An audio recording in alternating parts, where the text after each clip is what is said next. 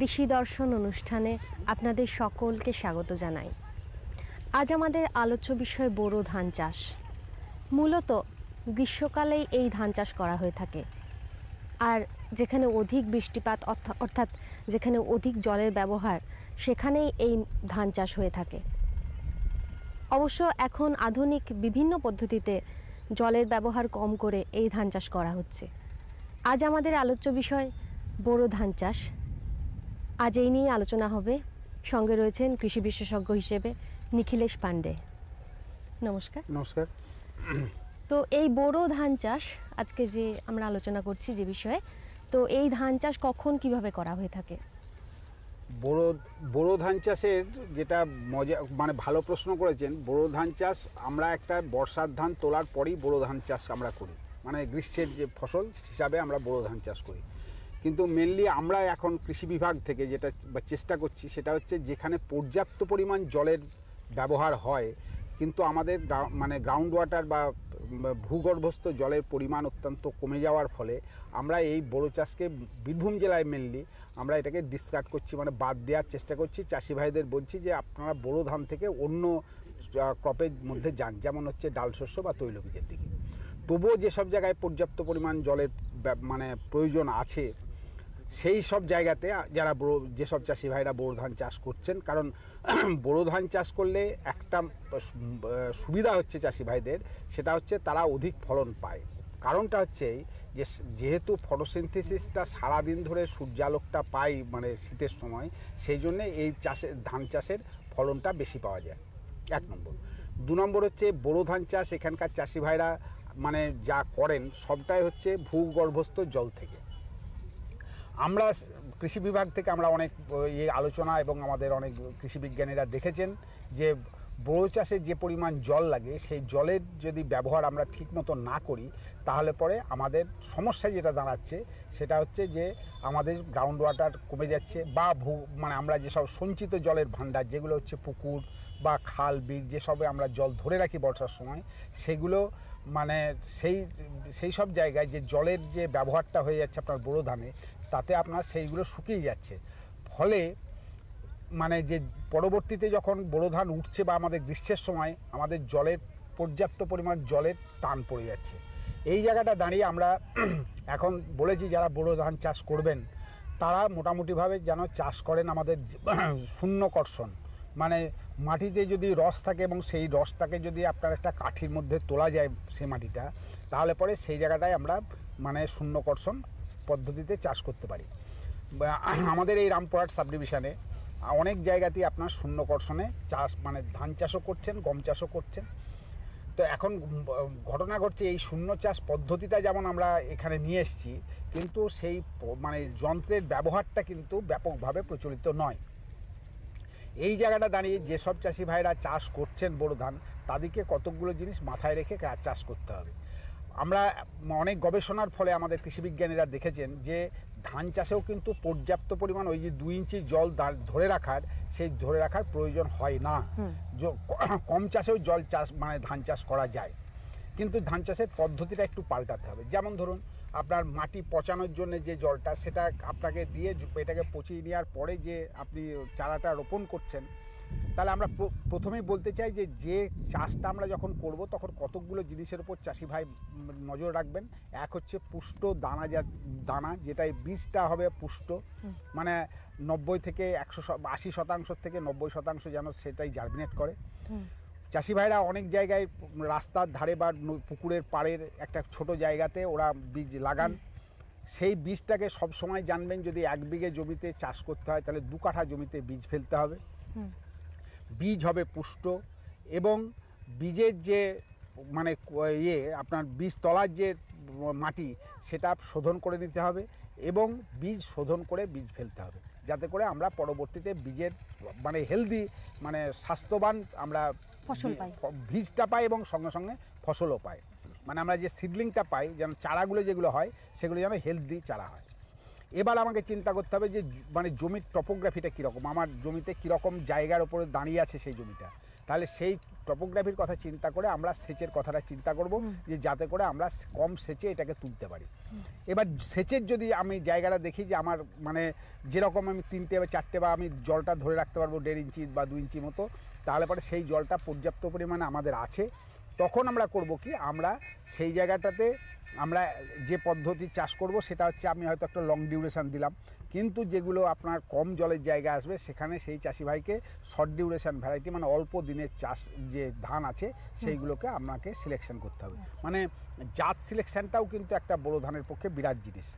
আর এই বোরো ধান চাষে জলসেচ ব্যবস্থা কিভাবে করছেন? মানে জলসেচ ব্যবস্থা মানে আমাদের যেমন চাষ করেন চাষি ভাইরা সেইভাবেই ওনারা জলসেচ করেন বা সেচ দেন, কিন্তু আমরা এখন যেটা নতুন পদ্ধতি অ্যাডাপ্ট করতে চাইছি এখন চাষি ভাইদের মধ্যে, সেটা হচ্ছে শূন্য কর্ষণ পদ্ধতি, মানে বিনা চাষে যে চাষ, তাতে আপনার জল কম লাগে, সেটা কেবল একটু ছিপছিপে জল যদি আমরা থাকে তাহলে পরে কিন্তু ধানটা উঠে যেতে পারে।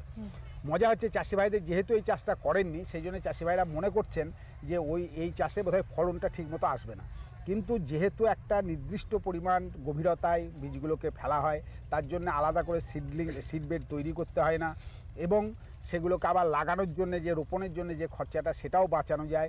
এই সব কারণের জন্য আমাদেরকে এখন দেখতে হবে যে চাষটা যাতে করে কম খরচায় হয়, কারণ আমার যদি চাষের মানে আমরা কস্ট অফ কাল্টিভেশনটা যদি বাড়িয়ে দিই তাহলে পরে আমার প্রোডাকশানে যে আসছে তাতে যা দাম পাচ্ছেন চাষি ভাইরা তাতে তাদের লাভ হচ্ছে না। সেই জায়গাটা দাঁড়িয়ে যদি শূন্য কর্ষণ পদ্ধতিতে করা যায় তাহলে কয়েকটা জায়গা আপনার অনেকাংশে মানে খরচ কমে যাচ্ছে। যেমন এক হচ্ছে জমি তৈরিতে তার কোনো পয়সা খরচা হচ্ছে না, 2 নম্বর হচ্ছে যে তাদের কোনো মানে সিডলিং তৈরির জন্য আলাদা জমি ফেলে রেখে আবার সেটাকে তুলে নিয়ে এসে লাগাতে হচ্ছে না, তার যে লেবার কস্ট বা এগুলো কমে যাচ্ছে, একবারে ডাইরেক্ট শো হচ্ছে। কিন্তু মজা হচ্ছে যে শূন্য কর্ষণ পদ্ধতির আমরা যদি গ্রহণ করি তাহলে দেখা যাবে যে আগাছার পরিমাণটা বেড়ে যাচ্ছে। সেই আগাছাটাকে তোলার জন্যে একটু মানে কস্টিংটা আর কি যে খরচাটা হয় সেটা কিন্তু মেনলি হচ্ছে আগাছা তোলার জন্য। সেই আর এক্ষেত্রে যদি কোনো রোগ পোকামাকড় সংক্রমণ হয়, রোগ পোকামাকড় যে কোনো গাছ যখনই হবে তখনই বা ধান বা যে কোনো শস্যে যখন চাষ হবে তখন রোগ পোকামাকড় থাকবেই। এখন সেই রোগ পোকামাকড় থাকার জন্যে তার দমন ব্যবস্থা আমরা 2 রকমভাবে নিই। এক হচ্ছে মানে 3 রকম বলা যায়, সেটা এক হচ্ছে আপনাদের নিজে হাত মানে এমনিভাবে মানে জৈবিক পদ্ধতিতে, একটা হচ্ছে আপনার যান্ত্রিক পদ্ধতিতে, আর একটা হচ্ছে রাসায়নিক পদ্ধতি। এখন জৈবিক পদ্ধতিতে বা রাসায়নিক পদ্ধতিতে নেওয়ার আগে আমরা বলছি যে জৈবিক পদ্ধতিতে নাও, যাতে করে জৈব দিয়ে যদি আমরা আজকে করতে পারি তাহলে ধানের ওপরে বা গাছের ওপরে বা পরিবেশের ওপরে টক্সিক এফেক্টটা কম হবে। এখন আমরা দেখি যে কিন্তু যদি ধানের আমার যে ফলনটা নিতে হবে সেখানটায় যদি প্রাদুর্ভাবটা অত্যন্ত বেড়ে যায় তাহলে পরে আমরা মানে তখন রাসায়নিক পদ্ধতিতে যাই। কিন্তু এখন আমরা সুসংহত উপায়ে মানে শস্য সংরক্ষণ বা শস্য তোলার যে ব্যবস্থাগুলো নেওয়া আছে সাস্টেনেবল মানে দিয়ে আপনার কৃষি পদ্ধতি, তাতে দেখা যাচ্ছে যে আমরা এই পদ্ধতি অবলম্বন করে আমরা কিন্তু লাভজনক অবস্থায় পৌঁছাতে পারছি। এই জায়গাটায় দাঁড়িয়ে আমাদেরকে মাথায় রাখতে হবে যে আমরা প্রতিদিন অন্তত নজর রাখবো যে ঠিক মতো আমাদের ফসলে রোগ পোকা লেগেছে কিনা। রোগ পোকা লাগার সঙ্গে সঙ্গেই আমরা সেখানে ওষুধ মানে রাসায়নিক ওষুধ ছড়াবো না, বা তার আগে যদি আমরা অন্যান্য যে জৈব আছে সেই জৈবিক ওষুধ বা জৈব যদি আমরা ব্যবহার করি তাহলে পরে সেই পরিবেশটা আপনার হবে একটা মানে পোকামাকড়ের ফেভারেবল কন্ডিশনে থাকবে না। এমতো জায়গায় দাঁড়িয়ে তখন রোগ পোকার আক্রমণও কম হবে। আচ্ছা, আর মধ্যকালীন পরিচর্যা সম্পর্কে যদি কিছু বলেন। হ্যাঁ, মধ্যকালীন পরিচর্যা বলতে গেলে চাপান সারতি অবশ্যই যেটা চাষি ভাইরা দেন। দেখুন, বোরো চাষ সবাই করেন, বোরো চাষ সম্বন্ধে সবাই মোটামুটি যারা চাষ করেন তারা সবাই ওয়াকিবহাল। এখন আমরা যেটা বলতে চাইছি চাষি ভাইদের কাছে সেটা হচ্ছে টেকনোলজিটাকে কীভাবে করা যায়। যেমন ধরুন 8 লাইন মুনিশ, প্রথমত হচ্ছে যে বোরো চাষ করতে গেলে যদি লাইনে চাষ করেন মানে সারিতে যদি লাগান তাহলে পরে আপনার চাষের অনেক সুবিধা আছে। 8 লাইন লাগাবেন, একটা লাইন ফাঁক দেবেন। অনেক চাষি ভাই বলবেন যে এই 1 লাইন ফাঁক দিলে পরে সেই জায়গাটা কি করে মেকআপ হবে, কিন্তু দেখা যাচ্ছে যে নিচের দিকে যে সব ইয়েগুলো আছে আপনার ধানগুলো আছে শীষের, সেগুলো ঠিকমতো ঘাসাঘাসি থাকার জন্যে মানে আর সূর্যালোক ঠিক মতন পৌঁছাতে পারে না, সেই জন্য ওইগুলো আগড়া হয়। যদি আপনি এই 8 লাইন অন্তর একটা লাইন ছেড়ে দেন তাহলে সেই ধানগুলো কিন্তু ম্যাচিওর করবে। 2 নম্বর হচ্ছে হাওয়া বাতাসগুলো ঢুকলে পরে আপনার খোলা পচা রোগ বা অন্যান্য যেসব রোগ আছে সেই রোগগুলো এই সূর্যালোকের জন্য সেগুলো হতে পারবে না। হাওয়া বাতাস চললে পরে আপনার মানে রোগ পোকার আক্রমণটা অনেক কম হবে। এই জন্য আমরা বলি যে আপনারা এই পরিচর্যাটা নেন, এবং উইডিং বা আগাছা দমনের জন্যও এই মানে সারিতে চাষ করা এবং ওই একটা লাইন করে ফাঁক দেওয়া এগুলো যথেষ্ট গুরুত্বপূর্ণ ভূমিকা নেয়। আচ্ছা, বর্ষার ধানের মানে চেয়ে কি এই ধানের উৎপাদন বাড়ানো যেতে পারে, মানে কিভাবে? যথেষ্ট পরিমাণ, কারণ বর্ষার ধানের অনেক মানে হ্যাজার্স থাকে, সেগুলো এইখানে আপনাকে আমি প্রথমে আলোচনার সময় বলেছি যে যেহেতু এটা মানে ফটোসিনথেসিস পিরিয়ডটা অনেক বেশি, সারাদিন যেহেতু সূর্যালোকের টাইমটা বাড়ে, সেই জন্যে আমাদের চাষি ভাইরা বোরোটাকে খুব বেশিভাবে মানে নেন। কারণটা হচ্ছে এখানে উৎপাদনশীলতা মানে মোটামুটিভাবে ধরুন বিঘা প্রতি কুইন্টাল 1 কুইন্টাল থেকে 1.5 কুইন্টাল পরিমাণ উৎপাদন বেশি হয়। কারণটা হচ্ছে এই যে মানে এর ফটোসিনথেসিস ভালো হয়, এর সারাদিন মানে যে রোদটা পায় তাতে আপনার ধানের পুষ্টতা বেশি আছে, আপনার অন্যান্য রোগ পোকা যে সময় মানে বর্ষার সময় যেগুলো বাড়ে সেগুলো এখানে মানে শীতের সময় এটা অনেক কম হয়, মানে ওয়েদার ফেভারেবল না পাওয়ার জন্য রোগ পোকা কম লাগে। এই সব কারণে মানে ফসলের উৎপাদনশীলতা অনেক বেড়ে যায়। সেই জন্য বোরোতে চাষি ভাইদের টেন্ডেন্সি হচ্ছে যে আপনার ধান চাষ করা। আমরা সেইখানে ওই যেহেতু আপনাকে প্রথমে বললাম যে বৃষ্টি মানে জলের যেহেতু অভাব, সেই জন্য আমরা অন্তত এই ল্যাটারিটিক জোনে যেমন হচ্ছে বীরভূম, বাঁকুড়া, পুরুলিয়া, বর্ধমানের পাট, এই যে ল্যাটারিটিক জোন যেখানে জলের মানে পরিমাণ কম, যেমন গ্রাউন্ড ওয়াটার লেভেল অত্যন্ত মানে কম জলের আছে, সেখানে আমরা চাষি ভাইদের ইনসিস্ট করি যে আপনারা বোরো ধানটা বাদ দিয়ে আপনারা গম বা অন্যান্য তৈলবীজ বা ডাল শস্যে চলে যান, তাতে কিন্তু ধানের যে দামটা পাবেন সেই ধানের দামটার থেকেও কিন্তু এদের দাম কম নয়, বরং বেশি। কিন্তু যেহেতু এরা একটা ট্র্যাডিশন মেনটেন করে চলছে যে আমরা ধান সেই ধানের জন্যে এখন অনেক চাষি ভাইরা বুঝেছেন। যেমন এবার ধরুন আমাদের এই রামপুরহাট সাব ডিভিশনে আপনার গমের এরিয়া প্রচুর বেড়েছে, এবং আপনার সর্ষে বা তৈলবীজেরও প্রচুর এরিয়া বেড়েছে, ডাল শস্য রীতিমতোভাবে চাষ হচ্ছে। এই যে জায়গাগুলো বেড়েছে তার কারণ হচ্ছে আমরা কৃষি দপ্তর থেকে আমাদের এই বারবার প্রচার এবং চাষি ভাইদের কাছে গিয়ে তাদেরকে বোঝানো, এবং মানে তারা দূরদর্শন বা অন্যান্য যেসব মিডিয়া আছে তাদের থেকে শুনতে পাচ্ছেন যে আমরা কনস্ট্যান্ট বলে যাচ্ছি যে এগুলো করলে পরে ভালো হয়। চাষি ভাইরা অনেকটা বুঝেছেন, বুঝে তারা আসছেন। তবে নিঃসন্দেহে এটা আপনি যে প্রশ্নটা করেছেন যে বর্ষার ধানের থেকে আপনার শীতে ফসল মানে ধানের উৎপাদনশীলতা বাড়ে কিনা, আমি আপনাদের মানে আমাদের একদম পরিষ্কার উত্তর হচ্ছে হ্যাঁ, উৎপাদন বাড়ে। তার কারণ হচ্ছে এইগুলো। আপনাকে অনেক ধন্যবাদ আমাদের সঙ্গে থাকার জন্য। আমাদের কৃষি বিশেষজ্ঞর কাছ থেকে আমরা অনেক কিছুই জানতে পারলাম বোরো ধান চাষ সম্পর্কে। আশা করি এই রকম পদ্ধতিতেই যদি বোরো ধান চাষ করা হয়ে থাকে তাহলে পরবর্তীকালে এর উৎপাদন আরও বাড়বে। শ্যামু ভাই, সরকার বলছে যে পূর্ব ভারতে দ্বিতীয় হরিত ক্রান্তি আসবে। আরে সে তো পাঞ্জাব হরিয়ানায় হয়েছিল, এখানে তো শস্যের উৎপাদনও কম। সরকারের কথায় কিছু তো সত্যতা হবে। আসলে এখানে বৃষ্টির 3 গুণ হয়। চলো বৈজ্ঞানিকের নম্বর লাগানো যাক। আরে বাহ, এসে গেছেন।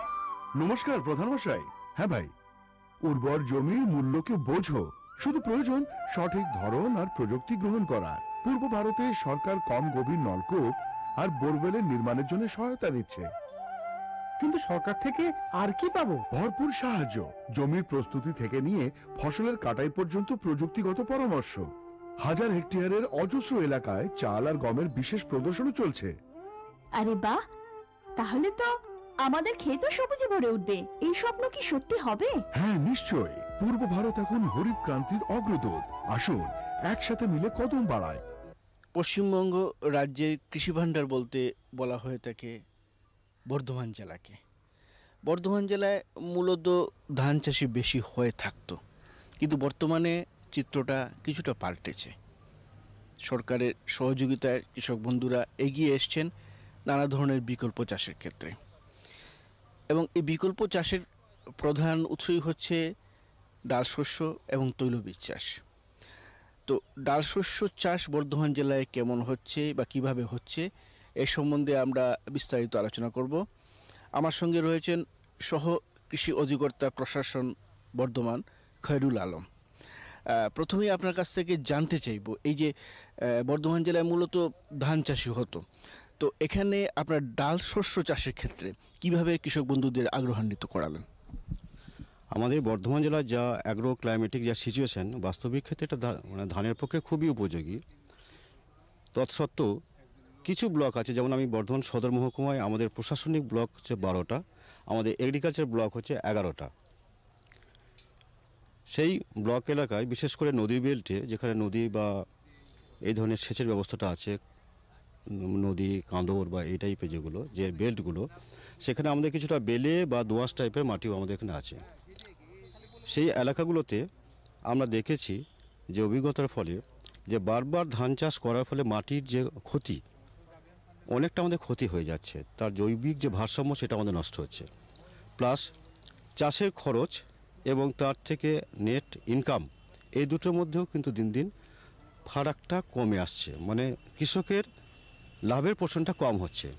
সেখানে আমরা বিকল্প চাষ নিয়ে 2000 সাল থেকে আমাদের প্রচেষ্টা চালিয়ে যাচ্ছি এবং পরবর্তী ক্ষেত্রে ISOPOM integrated scheme on oil seed, pulse, oil পাম্প এবং মেজ ডেভেলপমেন্ট বলে যে স্কিমটা আসে, তার সুযোগ নিয়ে আমরা প্রথম শুরু করি রায়না 1 ব্লকে মুগুরা বলে একটা গ্রামে।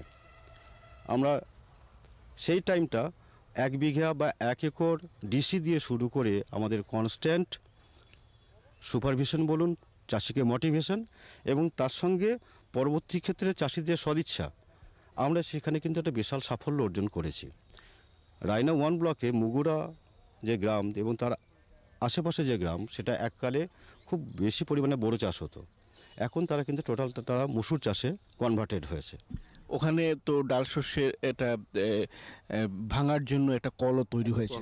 ওটা পরবর্তী ক্ষেত্রে যেহেতু ওদেরকে আমাদের বর্ধমান জেলায় কোনো ডাল শস্য ভাঙার জন্য চাষিদের কাছে কোনো কল অ্যাভেলেবেল ছিল না, ওদেরকে কলকাতা নিয়ে যেতে হতো। পরবর্তী ক্ষেত্রে জেলা পরিষদের সহযোগিতায় এবং আরকেভিআই স্কিমে একটা ডাল মিল করা হয় ভাঙার জন্য, এবং তাতেও আমাদের এরিয়াটা অনেক বেড়েছে। পাশাপাশি আমাদের যে সমস্ত পোটেনশিয়াল ব্লক এগুলো আছে ব্লক, যেমন আউস 1, 2, বিশেষ করে অজনীদের ধারে ভেদিয়া যে সংলগ্ন যে এলাকা, তার সঙ্গে আমাদের খণ্ডঘোষেও একটা বিশাল একটা অংশ আছে, এবং গোলসিটে গোহগ্রাম জিপি, এগুলোও কিন্তু আমাদের মসুর চাষের পক্ষে বা ডাল চাষের পক্ষে খুবই উপযুক্ত মাটি বা অবস্থাটা। আমরা সেখানেও কিন্তু আমাদের প্রচেষ্টা আমরা জারি রেখেছি, যাতে এক জায়গায় সীমাবদ্ধ না থেকে, যেমন এবছরই ডিডি সাহেব বললেন যেটা যে করটিয়া গ্রামে আমাদের 100 হেক্টর ডালের উপরে মুসুর উপরে ডিসি হচ্ছে। উদ্দেশ্য হচ্ছে যে এই এলাকাটুকু একইভাবে আমাদের মানে ডাল উৎপাদনের ক্ষেত্রে যাতে অগ্রণী ভূমিকা নিতে পারে সেই চেষ্টাটা চালিয়ে রাখা। কৃষক বন্ধুদের কাছ থেকে সাড়া কীভাবে পাচ্ছেন? খুব ভালো সাড়া পাচ্ছি, কারণ কৃষক চাষ করছে তার পরিবার পরিজনদের স্বচ্ছন্দে জীবনযাপনের জন্য, কিছু ইনকাম করার জন্য। আমরা দেখছি যে 1 বিঘা বা 1 একর জমিতে বড় চাষ করে যে লাভ পায়, তার প্রায় 3 গুণ লাভ পাচ্ছে কিন্তু মুসুর চাষ করে, যার ফলে কৃষকদের মধ্যে কিন্তু সাড়া আছে। এটা আরও সুবিধা হয় যদি সরকারি প্রকল্প যদি আমরা সুযোগ আরও একটু বেশি পাই, এবং তার সঙ্গে ডাল ভাঙানোর যদি যন্ত্রটা আরও 2-4টি আমাদের জেলাতে যদি স্থাপন হয়, তাহলে কিন্তু এই প্রসারটা অনেক বেশি ঘটবে। ডাল চাষের ক্ষেত্রে কৃষক বন্ধুদের এগিয়ে আসার জন্য প্রাথমিক শর্ত কি? সেই এলাকায় মানে বহু জায়গাতে এককভাবে 2-4 জন চাষি এগিয়ে এলেও সামগ্রিকভাবে সেভাবে সফলতা পাচ্ছি না, কারণ ধানের প্রতি অনেকে ঝোঁক এখনও পর্যন্ত থেকে গেছে বড় ধানের। আর এটা খুবই প্রমাণিত সত্য যে পাশে যদি বড় ধান হয়, জমি যদি ওয়াটার স্ট্যাগনেন্ট থাকে বা যদি সবচেয়ে ভিজে ভাব থাকে, সেখানে ডাল চাষ করা যায় না। এই একসঙ্গে এত চাষিকে মোটিভেট করা, এটাই আমাদের সবথেকে হিন্ডারেন্স বা অসুবিধাজনক। একটা এলাকাও যদি গড়ে তুলতে পারি, তাহলে কিন্তু প্রসারটা আরও বেশি করে ঘটাতে পারবো। ডাল শস্য চাষের ক্ষেত্রে কৃষক বন্ধুদের কি কি সুবিধা রয়েছে? আমাদের এখানে আমরা সাধারণভাবে যে স্কিমের মাধ্যমে আমরা তাদের উন্নত প্রজাতির সার্টিফাইড বীজ, তার সঙ্গে রাসায়নিক সার, কীটনাশক, এগুলো আমরা কিন্তু সরকারিভাবে সরবরাহ করছি। পরবর্তীতে কৃষক বন্ধুরা এই মাটিতে ডাল শস্য করার ফলে কি কি সুবিধা পেতে পারেন? সরকারের যে নীতি বর্তমানে বা খাদ্যে দেশকে স্বয়ংসম্পূর্ণ করার জন্য যে প্রচেষ্টা, তাতে সরকারও উপযুক্ত ব্যবস্থা নেবেন, চাষিকে আরও কীভাবে সহযোগিতা করা যায়, তার সঙ্গে পাশাপাশি যেমন ইনপুটগুলো আমরা দিচ্ছি, তার সে উৎপাদিত ফসলটা যাতে সে ঠিকমতো বাজারজাত করতে পারে, তার জন্য ডাল মিল, এটা আরও প্রসার ঘটানো দরকার আছে। ডাল শস্য চাষের পরে কৃষক বন্ধুরা ওই মাটিতে আর কি কি ধরনের চাষ করতে পারবেন ভবিষ্যতে? সেখানে ডালের পরে তিল হতে পারে, যদিও একটু লেট হয়। সবজিটা খুব ভালোভাবে হচ্ছে আমাদের এখানে। মাটির ক্ষেত্রে মাটির কি উপযোগিতা বাড়ে? অবশ্যই বাড়ে, কারণ ডালের মধ্যে যে রাইজোবিয়ামটা থাকছে সেই রাইজোবিয়াম মাটিতে বেশ কিছু নাইট্রোজেন কিন্তু জমা রাখছে। পাশাপাশি জমিটা বড় চাষ করলে সারা বছর যে ওয়াটার স্ট্যাগনেন্ট থেকে যায় তাতে তার ভৌত এবং রাসায়নিক যে গুণগত যে মান অবক্ষয় হয়, তাতে ডাল চাষ করে যেহেতু বেশিরভাগ সময়টা আমার শুকনো থাকছে একটা আমন ধান নেওয়ার পরে, তাতে মাটির ভৌতিক গুণটা অনেক ভালো থাকে, তার উর্বরতা শক্তি কিন্তু বাড়ছে। কৃষক বন্ধুরা অনেক সময় মনে করেন যে আমি এই নতুন চাষ করব, তার ক্ষেত্রে কি কি প্রতিবন্ধকতা থাকতে পারে, যেমন কীটশত্রুর আক্রমণ হতে পারে কি, তখন তারা কি ব্যবস্থা নেবেন, এ সম্বন্ধে আপনি কি বলবেন? বাস্তবিক ক্ষেত্রে বর্ধমানের চাষি ধান চাষ করেই অভ্যস্ত, সে ধানের সম্বন্ধে খুঁটিনাটি জানে। নতুন চাষ করতে গেলে এটা আশঙ্কা থেকে যায় সেখানে আমি লাভ পাবো কতটা, বা যদি কোনো রোগ পোকা আসে সেটা কীভাবে সে প্রতিহত করব। সেক্ষেত্রে আমাদেরও যেটা থাকে দপ্তরগতভাবে যেটা আমরা প্রচেষ্টা করি বা চেষ্টা চালিয়ে যাই, কোনো জায়গায় নতুন যদি কোনো চাষ ইন্ট্রোডিউস হয় সেই জায়গায় আমাদের বারংবার গিয়ে চাষিদের পরামর্শ দেওয়া, তাদেরকে মোটিভেট করা এবং কখন কী ওষুধ লাগবে সেটাকেও তাকে পরামর্শ দেওয়া, এটা আমরা প্রচেষ্টা আমরা সবসময় করে থাকি। ধন্যবাদ। আমরা জানলাম যে বর্ধমান জেলায় ডাল শস্য চাষের ক্ষেত্রে প্রবণতা বাড়ছে কৃষক বন্ধুদের, এবং এ ব্যাপারে কৃষি বিভাগ যথেষ্ট উদ্যোগী হয়েছেন। আশা করব ভবিষ্যতে এই জেলায় আরও অনেক ডাল শস্য চাষের জমি বৃদ্ধি পাবে। সুগন্ধের মাতোয়ারায়, সুস্বাদের বাহারে, উন্নতির সুরেতে, ফুটে ওঠা হাসিতে, সবুজে ভরা গাছপালায়, বড় বড় ব্যবসায়, সুমধুর সুকণ্ঠে, হাসি খুশির আগমনে। এনেছেন বাগান পরিচর্যা মিশন। আমরা চাই আপনার সুখ সমৃদ্ধি। পশ্চিমবঙ্গ সরকার এবছর রাজ্যের বিভিন্ন জেলায় মহকুমা ভিত্তিক ও ব্লক ভিত্তিক কৃষি মেলার আয়োজন করেন। বর্ধমান জেলার আউশগ্রাম ১ নম্বর ব্লকের কালীদহ গ্রামে আয়োজিত হয় কৃষি মেলা। প্রদীপ জ্বালিয়ে এই মেলার উদ্বোধন করেন রাজ্যের কৃষিমন্ত্রী মলয় ঘটক। কৃষকদের হাতে কিষাণ ক্রেডিট কার্ড পৌঁছে দেওয়া হোক, তাহলে একজন কৃষক যে কোনো সময় যখনই প্রয়োজন হবে অন্ততপক্ষে ব্যাংকে গেলে ৫০,০০০ টাকা পাবে, এবং সেটা সরকারি ব্যাংক। ওই যে সুদখোরের কাছ থেকে আগে টাকা নিতেন, রাত্রিবেলায় এসে ধমকি দিত, জমিটাকে জোর করে লিখিয়ে দিত, এই ব্যাংক কিন্তু সেটা করবে না। আপনি যদি ঠিক সময় সুদ দিয়ে দেন, মাত্র ৩% সুদ, আবার টাকা পাবে। তাই সরকারি ব্যাংক থেকে টাকার ব্যবস্থা করে দিলেন কৃষকদের, এবং এই বছরে আমাদের টার্গেট হচ্ছে ১০ লক্ষ কৃষকের হাতে এই কিষাণ ক্রেডিট কার্ড পৌঁছে দেওয়া। ইতিমধ্যেই আমরা প্রায় ৩ লক্ষের কাছে পৌঁছে গেছি। আগামী কয়েক মাসের মধ্যে আমরা ১০ লক্ষ টার্গেট সম্পূর্ণ করব। অনুষ্ঠানে কৃষিকাজে সফল কৃষক বন্ধুদের মেডেল এবং প্রশংসাপত্র দিয়ে সম্মান জানানো হয়। এ সম্বন্ধে আমাদের জানান জেলার উপকৃষি অধিকর্তা শ্যামল কুমার দত্ত। মুখ্য উদ্দেশ্য হচ্ছে যে বর্তমান সরকার এবং আমাদের কৃষি বিভাগের মাধ্যমে আমরা জানতে পেরেছি যে উদ্যান পালন অর্থাৎ হর্টিকালচার এবং এগ্রিকালচারের যৌথ আনুকূল্যে অর্থের সংস্থানে আমাদের এই কৃষি মেলার ব্যবস্থা করা হয়েছে। প্রতিটি অ্যাডমিনিস্ট্রেটিভ সাবডিভিশনে বর্ধমান জেলাতে ৬টা আমাদের অ্যাডমিনিস্ট্রেটিভ সাবডিভিশন আছে, এখানে করা হয়েছে, এবং ২৯টা ব্লকে আমাদের ব্লক কৃষি মেলার ব্যবস্থা করা হয়েছে।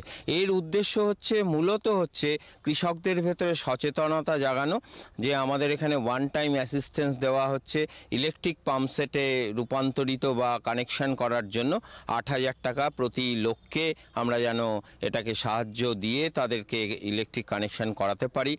আমাদের বিভিন্ন যন্ত্রপাতির ক্ষেত্রে কৃষকদের আরও উৎসাহ প্রদান করার জন্য ১০,০০০ থেকে ৪৫,০০০ টাকা পর্যন্ত ভর্তুকিতে আগে এলে আগে পাওয়া যাবে। এটার ভেতরে আমাদের পাম্পসেট রয়েছে, রিপার রয়েছে, পাওয়ার টিলার রয়েছে এবং আমাদের ট্রাক্টর রয়েছে। এগুলোর মাধ্যমে আমরা করতে পারবো। বর্ধমান জেলার পূর্বস্থলীর ১ নম্বর ব্লকে শ্রীরামপুর স্কুল ময়দানেও আয়োজিত হয় কৃষি মেলার। এখানেও রাজ্যের কৃষিমন্ত্রী উপস্থিত থেকে কৃষকদের উৎসাহিত করেন। এই ব্লকের কৃষি মেলা সম্পর্কে আমাদের জানান সহ কৃষি অধিকর্তা ডক্টর পার্থ ঘোষ। কৃষি মেলার মেন উদ্দেশ্য হচ্ছে মিলন, অর্থাৎ এখানকার যে বিভিন্ন অঞ্চলে বা পার্শ্ববর্তী অঞ্চলের যে চাষি ভাইরা আছেন তাদের যে উন্নত কৃষিজ সামগ্রী, বিশেষত এখনকার বর্তমান চাষিদের আমরা যেটা উৎসাহিত করছি বিকল্প ফসল, সেই সকল ফসল চাষ এবং তার যে চাষজাত যে সামগ্রী সেগুলো চাষি ভাইরা এখানে নিয়ে আসছেন। এখানে চাষি ভাইরা নিজেদের মধ্যে তাদের জ্ঞানের আদান প্রদান করছেন। এই মেলার ফলে চাষি ভাইদের যে সমস্যাগুলো সেগুলো একটা সমাধানের রাস্তা দেখানো হয়। চাষিদের মধ্যে জ্ঞানের আদান প্রদান যত বেশি করা যাবে, চাষি ভাইদের মধ্যে উৎসাহটা তত বেশি হবে। বোলপুরে আয়োজিত মহকুমা ভিত্তিক কৃষি মেলার উদ্বোধন করেন বোলপুরের মহকুমা শাসক প্রবাল কান্তি মাইতি। এই উপলক্ষে কৃষক ভাইদের নিয়ে প্রশ্ন উত্তরের আসর ও সেমিনার আয়োজিত হয়। এ সম্বন্ধে আমাদের জানান বোলপুরের সহ কৃষি অধিকর্তা প্রশাসন সত্যেন্দ্রনাথ ঘোষ। মহকুমা কৃষি মেলা এবার প্রথম শুরু হয়েছে, এইভাবে একটা বড় ধরনের যজ্ঞ, এবং খুব অল্প সময়ের মধ্যে এই প্রস্তুতি নিতে হয়েছে। তাহলেও এর সাড়া কিন্তু অভূতপূর্ব। বিভিন্ন এই সাব ডিভিশনের বিভিন্ন ব্লক থেকে বহু চাষি এসছেন, যারা মানে টেকনিক্যাল ডিসকাশন যেটা আমাদের চলছে প্রোগ্রামে সেটার শ্রোতা হিসাবে, এবং তারা বিভিন্ন দপ্তর যেমন কৃষি দপ্তর রয়েছে, সেই সঙ্গে সঙ্গে উদ্যান পালন, তারপর প্রাণী সম্পদ, তারপর মার্কেটিং, যে সমস্ত দপ্তরগুলো রয়েছে, কোঅপারেটিভ রয়েছে, সবাই ওই ডায়াস থেকে সমস্ত চাষি ভাইদের উদ্দেশ্যে টেকনিক্যাল যে আলোচনা সেটা করছেন, এবং তারা চাষিরা তাতে অনেকটাই উপকার পাবেন। সেই সঙ্গে সঙ্গে আমাদের যে সমস্ত প্রদর্শনী রয়েছে, এই প্রদর্শনীতে যে পার্শ্ববর্তী চাষি যিনি দেননি বা যিনি আনেননি, তিনি পরবর্তীকালের জন্য নিজেদেরকে তৈরি করতে পারবেন, বিভিন্ন ফসল ফলানোর জন্য সে উদ্বুদ্ধ হবেন। সেই একদিকে যেমন টেকনিক্যাল আলোচনা তিনি শুনছেন, আরেকদিকে সেই সমস্ত ফসল বা সেই সমস্ত জিনিসপত্র হাতে কলমে দেখতে পাচ্ছেন, এবং তাতে তারা যথেষ্ট উপকৃত হবে এবং উদ্বুদ্ধ হবেন। বাঁকুড়া জেলার বিষ্ণুপুরেও আয়োজিত হয় কৃষি মেলা। কৃষক বন্ধুদের উৎসাহিত করার লক্ষ্যে বিভিন্ন বিভাগের স্টল খোলা হয়। এই ব্লকের কৃষি মেলা সম্বন্ধে আমাদের জানান সহ কৃষি অধিকর্তা ডক্টর মিত্রজিৎ মণ্ডল। এই মেলার আমাদের মুখ্য উদ্দেশ্য বিভিন্ন দপ্তরের যে সমস্ত আধুনিক প্রযুক্তিগুলি সেগুলি এলাকার কৃষকদের মধ্যে জানানো এবং বিজ্ঞান মনস্ক করা। এই কারণে এটা মাথায় রেখে আমাদের পুষ্প প্রদর্শন, কৃষি প্রদর্শন ইত্যাদি হচ্ছে। তার সঙ্গে সঙ্গে এই বিভিন্ন প্রযুক্তি নিয়ে আলাপ আলোচনা 3 দিন ধরে চলবে। কৃষকদের নিয়ে বিভিন্ন বিজ্ঞানভিত্তিক চাষবাসের ওপর কুইজ, প্রবন্ধ প্রতিযোগিতা, বিতর্কমূলক সভা এবং 3 দিন ধরে কৃষক প্রশিক্ষণ চলবে। এছাড়াও বিভিন্ন সেলফ হেল্প গ্রুপ, স্বয়ম্বর দল তাদের উৎপাদিত দ্রব্যাদি আমাদের মেলায় প্রদর্শিত করবে, এবং এলাকার কৃষক ছাড়াও এলাকার মানুষ যারা এখানে মেলা দেখতে আসবেন তারা সেগুলো ক্রয় করার সুযোগ পাবেন সেখানে।